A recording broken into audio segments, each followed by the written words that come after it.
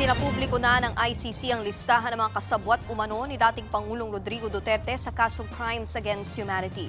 Kabilang dyan ang 2 senador. Narito ang express report ni Rainiel Pawit. Ronald Bato de la Rosa at Christopher Lawrence Bongo.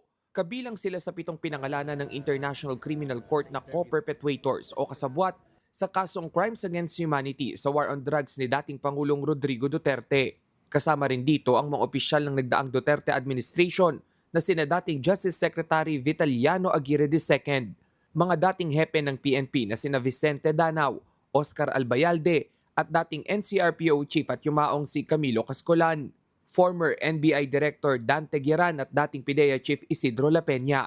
Base sa dokumento ng ICC, si Duterte raw ang namuno sa kanila para patayin ang mga pinaghihinalaang kriminal na may kinalaman sa illegal na droga mula November 1, 2011 hanggang March 16, 2019.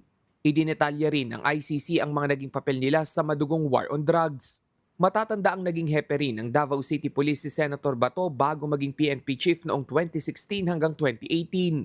Si Senador Bongo naman naging personal aide ni Duterte mula pa nang maging alkalde siya ng Davao City hanggang sa maging Pangulo. Ayon pa sa prosekusyon, habang alkalde pa si Duterte, ginamit niya katuwang si Bongo ang Davao City Police at iba pang hitman para patayin umano ang mga kriminal. Inatas daw yan ni Duterte sa mga miyembro ng tinaguriang Davao Death Squad. Ginamit din daw ng dating Pangulo ang kanyang posisyon at impluwensya para sa paggawa ng krimen sa buong bansa. Dito na rin daw mas nagkaroon ng kontrol ang mga kasabwat niya. Wala pang komento ang mga pinangalan ng kasabwat umano ng dating Pangulo. Pero sa huling panayam kay Albayalde noong March 2025, sinabi niyang handa siyang humarap sa ICC.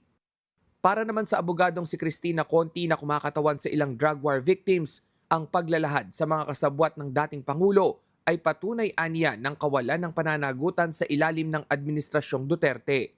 Sa ngayon, dagdag na 500 biktima ng war on drugs ang nag-apply para palakasin ang kaso laban kay Duterte. Sa February 23 hanggang 27 gaganapin ang confirmation hearing kung saan tutukuyin kung may sapat na basehan para litisin ang dating Pangulo. Nagbabalita mula sa Frontline, Rainiel Pawid, News 5.